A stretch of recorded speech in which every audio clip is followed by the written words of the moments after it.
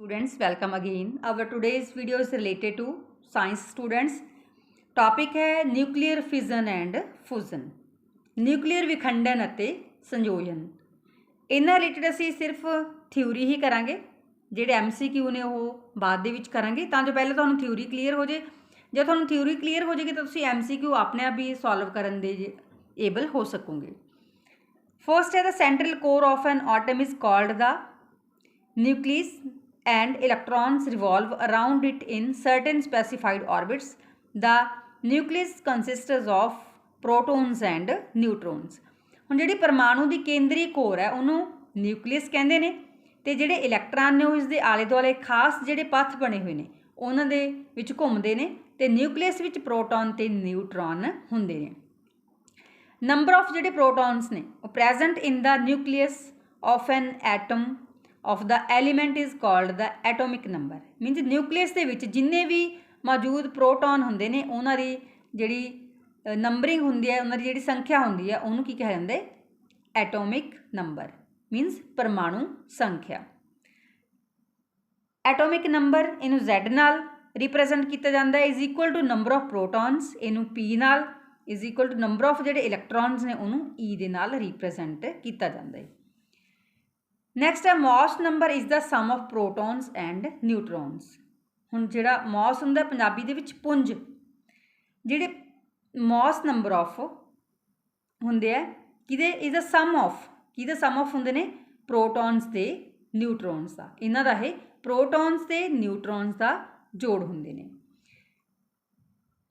Moss number A ਨਾਲ is equal to number of protons, ਇਹਨੂੰ P ਦੇ ਨਾਲ ਰਿਪਰੈਜ਼ੈਂਟ ਕੀਤਾ ਜਾਂਦਾ ਹੈ, ਪਲੱਸ ਨੰਬਰ ਆਫ ਨਿਊਟਰੋਨਸ, ਇਹਨੂੰ N ਦੇ ਨਾਲ ਰਿਪਰੈਜ਼ੈਂਟ ਕਰਦੇ ਹਾਂ। ਨੈਕਸਟ ਹੈ isotopes are the atoms of the same element having same atomic number but different mass numbers. For example, hydrogen has 3 isotopes. means ਜਿਹੜੇ ਤੱਤ ਹੁੰਦੇ ਨੇ ਇਹਨਾਂ ਦੇ ਪਰਮਾਣੂ ਜਿਨ੍ਹਾਂ ਦੀ ਜਿਹੜੀ ਪੁੰਜ ਸੰਖਿਆ ਹੈ, ਮੌਸ ਨੰਬਰ ਨੇ ਉਹ ਵੱਖ-ਵੱਖ ਹੋਵੇ ਬਟ ਜਿਹੜੇ ਪਰਮਾਣੂ ਸੰਖਿਆ ਉਹ ਇੱਕੋ ਜਿਹੀ ਹੋਵੇ ਤਾਂ ਅਸੀਂ ਇਹਨੂੰ ਆਈਸੋਟੋਪਸ ਕਹਿੰਦੇ ਹਾਂ। ਹੁਣ ਜਿਵੇਂ ਜਿਹੜਾ ਹਾਈਡਰੋਜਨ ਹੈ ਇਹਦੇ 3 ਆਈਸੋਟੋਪਸ ਨੇ, ਕਿਹੜੇ ਕਿਹੜੇ ਨੇ? ਪ੍ਰੋਟੀਅਮ, ਡਿਊਟੋਰੀਅਮ ਤੇ ਟ੍ਰੀਟੀਅਮ। ਨੈਕਸਟ ਹੈ radio activity is the phenomena of emission of radiations by nuclei of certain heavy elements. mean ਜਿਹੜੇ ਰੇਡੀਓ ਐਕਟੀਵਿਟੀ ਹੁੰਦੀ ਹੈ, ਰੇਡੀਓ ਕਿਰਿਆਸ਼ੀਲ ਵਿਕਰਨ ਹੁੰਦੇ ਨੇ, ਇਹ 3 ਕਿਸਮ ਦੇ ਹੁੰਦੇ ਨੇ ਕਿਉਂਕਿ ਸਾਰਿਆਂ ਦੇ ਵਿੱਚ ਜਿਹੜੀਆਂ ਟਾਈਪਸ ਨੇ ਉਹ ਅਲੱਗ-ਅਲੱਗ ਹੁੰਦੀਆਂ। ਵਿੱਚ ਅਲਫਾ ਕਣ, ਬੀਟਾ ਕਣ ਤੇ ਨੈਕਸਟ ਹੈ ਗਾਮਾ ਕਣ। ਹੁਣ ਜਿਹੜਾ ਅਲਫਾ ਕਣ ਨੇ ਇਹਦਾ 2 ਇਕਾਈ, ਜਿਹੜਾ ਅਸੀਂ ਪੋਜ਼ੀਟਿਵ ਚਾਰਜ ਗੱਲ ਕਰਦੇ ਹਾਂ ਤੇ ਜਿਹੜੀ ਇਹਦੀ 4th ਇਕਾਈ ਇਹਦਾ ਪੁੰਜ ਹੁੰਦਾ ਹੈ।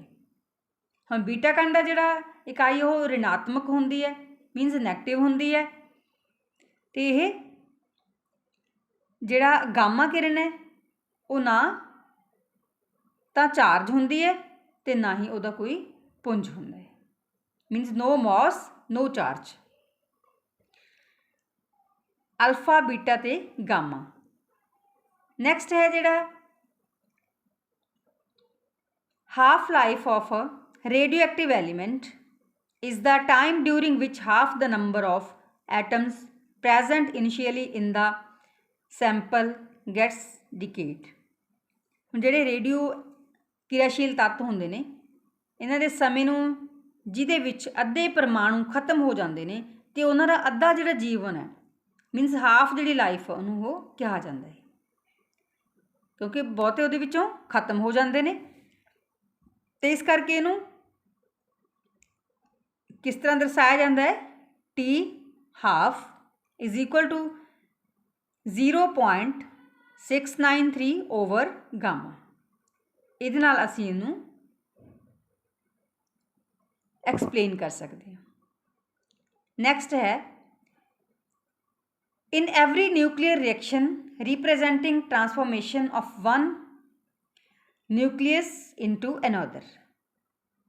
ਹਰੇਕ ਜਿਹੜੀ ਨਾਭਿਕੀ ਕਿਰਿਆ ਹੁੰਦੀ ਹੈ ਜੋ ਇੱਕ ਨਾਭਿਕ ਦਾ ਦੂਸਰੇ ਵਿੱਚ ਬਦਲਣ ਨੂੰ ਦਰਸਾਉਂਦੀ ਹੈ। ਨਾਭਿਕੀ ਕਿਰਿਆ ਕੀ ਹੁੰਦੀ ਹੈ ਕਿ ਇੱਕ ਨਾਭਿਕ ਦਾ ਦੂਸਰੇ ਦੇ ਵਿੱਚ ਬਦਲਣਾ। ਇਹ ਪੁੰਜ ਦੇ ਜਿਹੜੇ ਸੁਰੱਖਿਆ ਨਿਯਮ ਹੁੰਦੇ ਨੇ, ਸਿਕਿਉਰਿਟੀ ਰੂਲਸ ਹੁੰਦੇ ਨੇ, ਉਹਨਾਂ ਦੇ ਅਕੋਰਡਿੰਗ ਹੈ।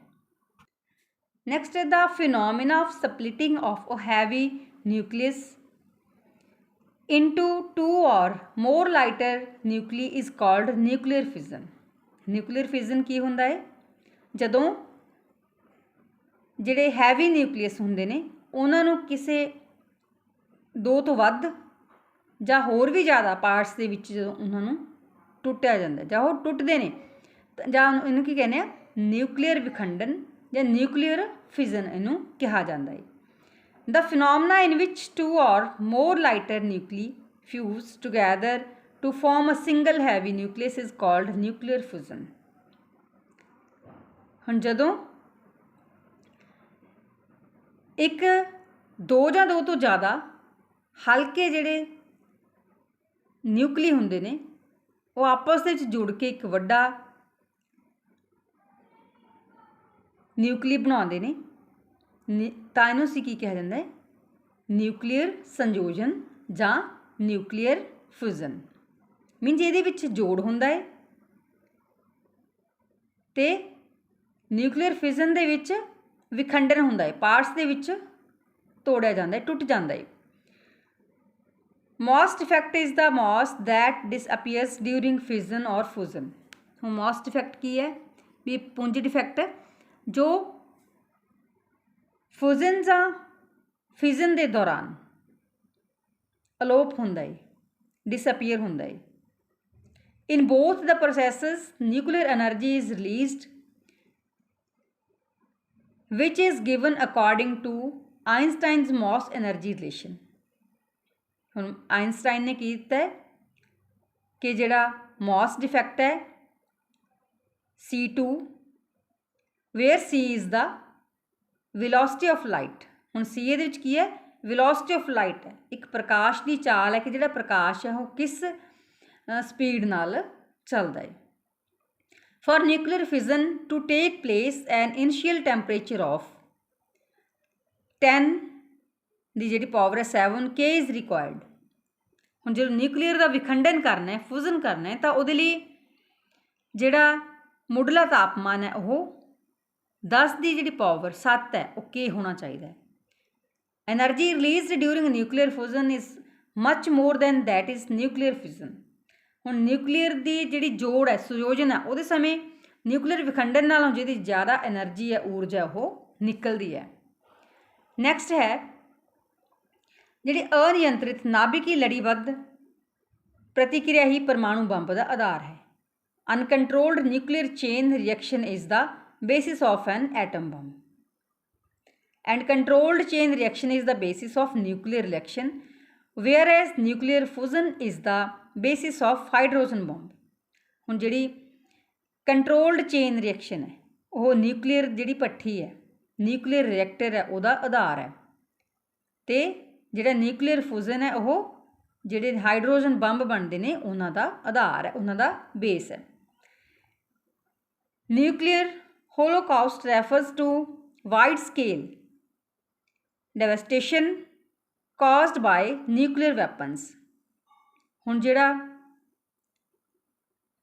ਨਿਊਕਲੀਅਰ ਹਥਿਆਰ ਬਣਦੇ ਨੇ ਉਹ ਕੀ ਨੇ?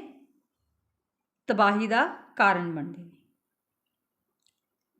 ਇਹਦੇ ਨਾਲ ਜਿਹੜਾ ਨੁਕਸਾਨ ਹੈ ਉਹ ਕਾਫੀ ਜ਼ਿਆਦਾ ਹਾਈ ਹੁੰਦਾ ਹੈ। ਨੈਕਸਟ ਹੈ heavy water is the best moderator for nuclear reactions. ਹੁਣ ਜਿਹੜਾ ਹੈਵੀ ਵਾਟਰ ਹੁੰਦਾ ਹੈ, ਭਾਰੀ ਪਾਣੀ ਹੁੰਦਾ ਹੈ, ਉਹ ਜਿਹੜੇ ਨਿਊਕਲੀਅਰ ਭੱਠੀਆਂ ਹੁੰਦੀਆਂ ਨੇ, ਨਿਊਕਲੀਅਰ ਰਿਐਕਸ਼ਨਸ ਹੁੰਦੀਆਂ ਨੇ, ਉਹਨਾਂ ਦੇ ਲਈ ਵਧੀਆ ਹੁੰਦਾ ਹੈ। Fusion reactions are better than fission reactors. ਹੁਣ ਜਿਹੜੇ ਫਿਊਜ਼ਨ ਰਿਐਕਟਰਸ ਨੇ ਉਹ ਬੈਟਰ ਹੁੰਦੇ ਨੇ ਕਿਹਦੇ ਨਾਲੋਂ? ਫਿਜ਼ਨ ਰਿਐਕਟਰਸ ਦੇ ਨਾਲੋਂ। As no unwanted radioactive substances are produced in them. ਕਿਉਂਕਿ ਇਹਨਾਂ ਦੇ ਵਿੱਚ ਕੋਈ ਵੀ ਜਿਹੜੇ ਅਨਵਾਂਟਡ ਰੇਡੀਓ ਐਕਟਿਵ ਸਬਸਟੈਂਸਸ ਨੇ ਜਾਂ ਕਹਿ ਲਓ ਵੀ ਰੇਡੀਓ ਐਕਟਿਵ ਕਿਰਿਆਸ਼ੀਲ ਪਦਾਰਥ ਨੇ ਜਿਹੜੇ ਕਿ ਅਣਚਾਹੇ ਹੁੰਦੇ ਨੇ, ਜਿਨ੍ਹਾਂ ਦੀ ਜ਼ਰੂਰਤ ਨਹੀਂ ਹੁੰਦੀ, ਉਹ ਨਹੀਂ ਬਣਦੇ। The age of earth has been calculated to be 5 billion years. धरती की जिहड़ी असीं उम्र की गल करते हैं वो लगभग कितनी है 5 बिलियन ईयर्स। मीनस धरती नूं होंद ते आए नूं कितना टाइम हो गया, लगभग 5 बिलियन। बिलियन हुंदे ने अरब। इन्ने साल पहलां जिहड़ी धरती की होंद हुई मन्नी जाती है। डियर स्टूडेंट्स, नैक्सट वीडियो दे विच असीं थ्योरी नाल रिलेटेड जिहड़े क्वेश्चन ने वो भी करांगे। पहलां असीं MCQ भी करांगे, थ्योरी भी क्लीयर नाल नाल करते जावांगे तां जेकर तुहानूं क्योंकि थ्योरी दे विच्चों ही क्वेश्चन बनणगे MCQ।